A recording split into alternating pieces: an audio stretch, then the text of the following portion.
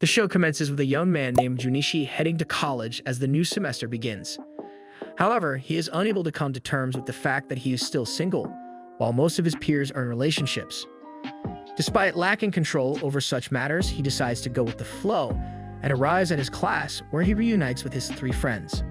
As they discuss their envy towards others who have girlfriends, Junichi feels that he should have been lucky enough to have found someone by now. Unfortunately, luck has not been on his side, and he has never been able to get too close to a female in his life.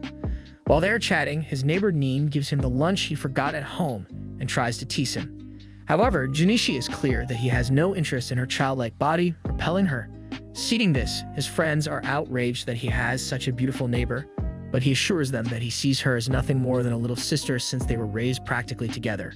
However, just like him, his friends are the scum of the earth and begin fantasizing about her.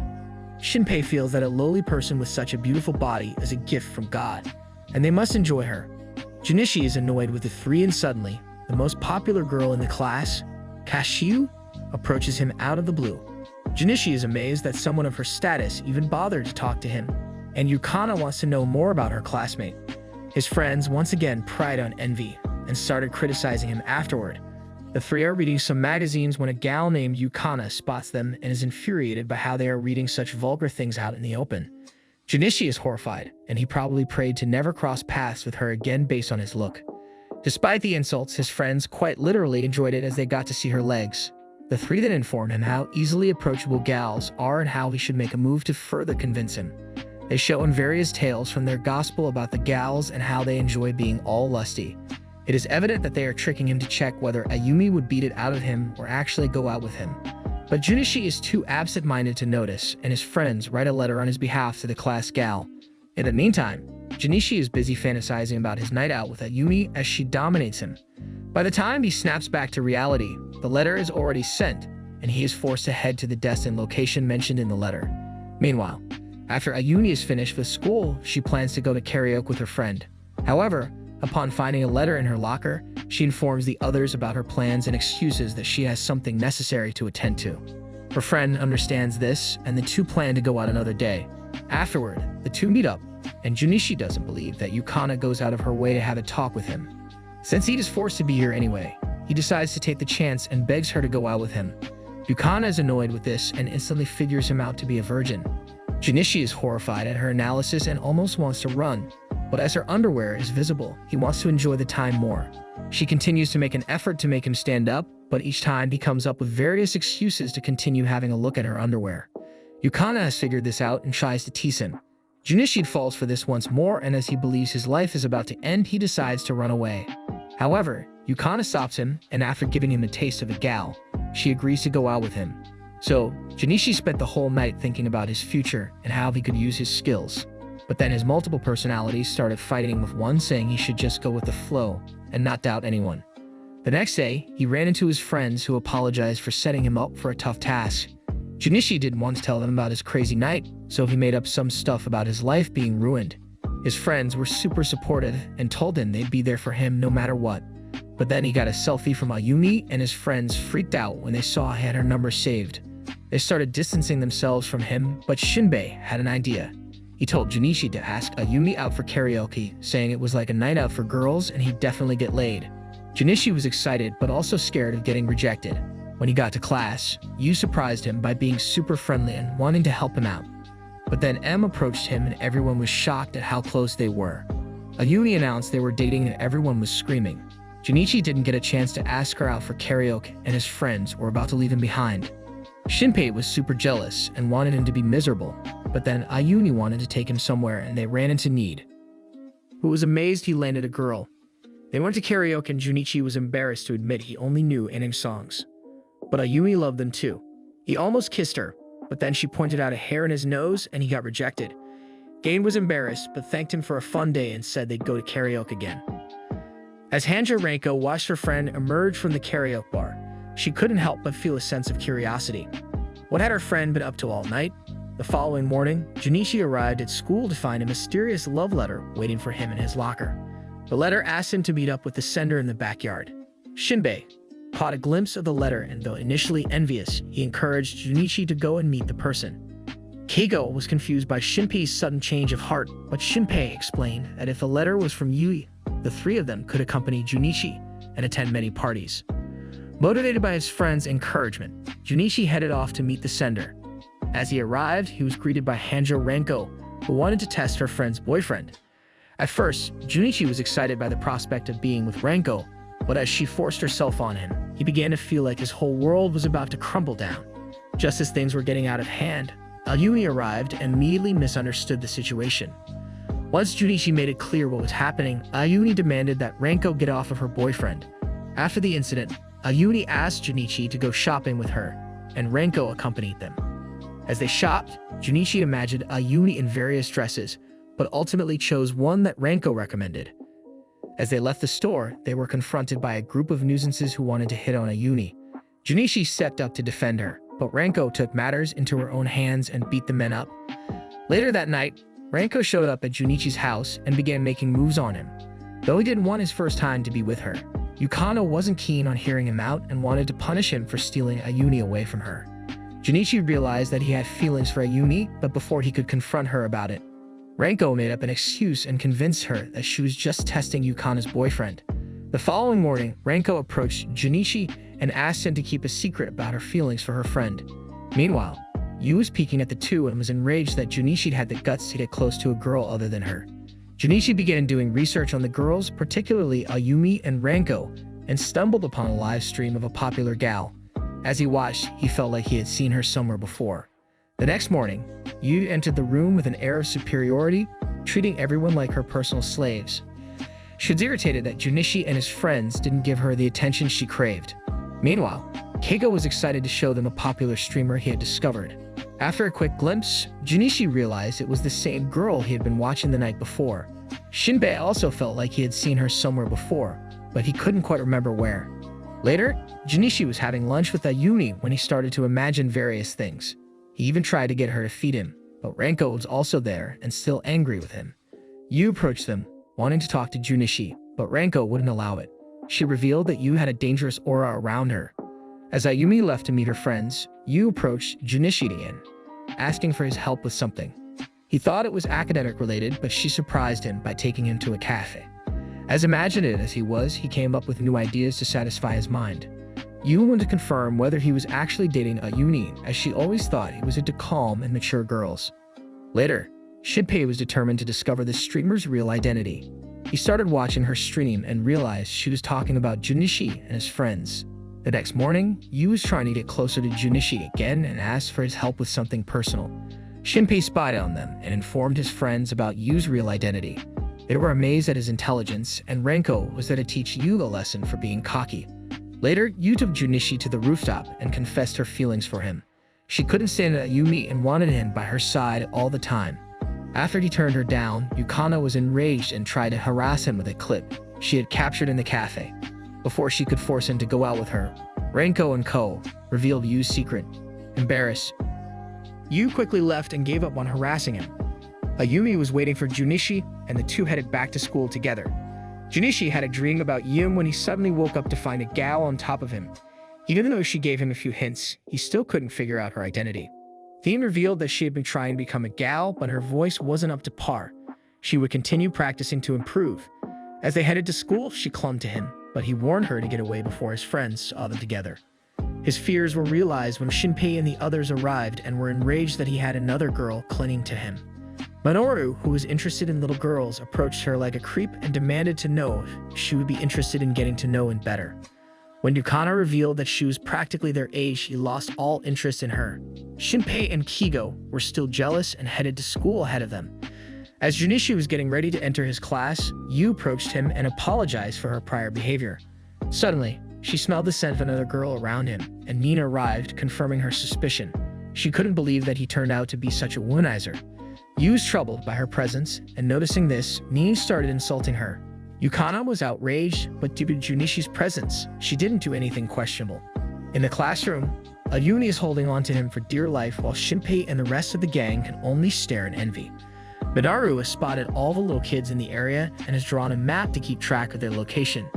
Shinpei advises him to cut off their connection with them in case the FBI shows up at his door later. As he tries to flirt with his girlfriend Yukana, she negates all his attacks. They are approached by Nin, who searches for him in the entire school and wants to be together with him. Ayumi is surprised but quickly remembers meeting her since Junichi assured her that he doesn't see any more than his little sister. Ayumi has complete faith in her boyfriend. Dean is trying to insult her when the others mistake this and are amazed by her gal's acting fist off. Nin shows off her big breasts to make Yukana look inferior, and Yukana's too are just amazed that they finally came across someone who has bigger boobs than Ayumi. He's outraged that the others aren't getting infuriated and takes her leave. Later that night, she sneaks into Junichi's bed, demanding that he should have his first time with her, as she has known him for the longest time. Yukana is tempted by this offer, and a fight takes place between his personalities. In the end, they conclude that they should only give their virginity away to Ayumi, and Junichi apologizes to his childhood friend. The following morning in the class, Aya greets him, but before she can get close, Nin arrives and promises to steal Junichi away from her. Upon entering the class, Shinpei asks Junichi to lend him an ear, as he has the perfect strategy to get in close to his girlfriend. All he needs to do is plan an event at their home and invite all their friends. Junichi is motivated to do so and later meets up with her and wants to invite him to his home, as she is alone. Moreover, she wants to plan all sorts of trips in the summer, so she is excited about their future. However, her mood turns off when Yukana mentions that he is planning to invite all their friends together. Even though she is pissed off, he still doesn't take back his words and decides to go with his friend's advice. As he is awaiting her after school, Yu spots him and slowly drills him to the wall, prompting him to invite her. Ayumi doesn't feel good about this, but what choice does she have? Later, as they enter her home, Junichi finds out that she wasn't kidding when she admits being alone in her home. However, he feels disrespected as Yukana doesn't consider him manly enough to peep on her. After entering her room, he is amazed to find it so decorated and instantly regrets asking others for the get-together. As she is about to tease him a little bit, the others enter. Junichi is the one to be blamed for everything. Though the others are quite a bit generous, Yu is absolutely harsh as she knocks him down with her knee. Soon enough, Shinpei and the others arrive and they propose the king game. The winner decides everything, and Junichi is the one caught up in all the punishments.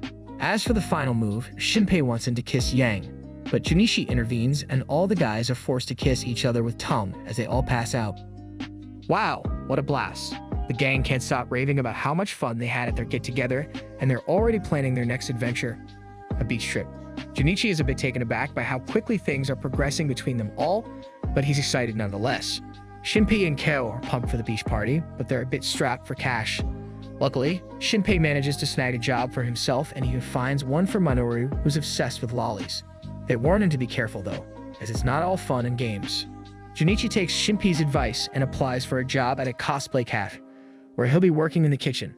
They all get accepted and start their new jobs, but Shinpei and Kigo quickly realize that it's not as easy as it seems. On their way back from work, they spot Minoru chatting with a little kid, and they jokingly tell Yukana to keep an eye on him, lest he end up in jail. Meanwhile, Junichi accidentally walks into the changing room and finds Yui in the buff. She's not too pleased about it. As the days go by, they all settle into their new roles, with Shinpei impressing his boss and Kigo wondering what drives him to be so passionate about the job.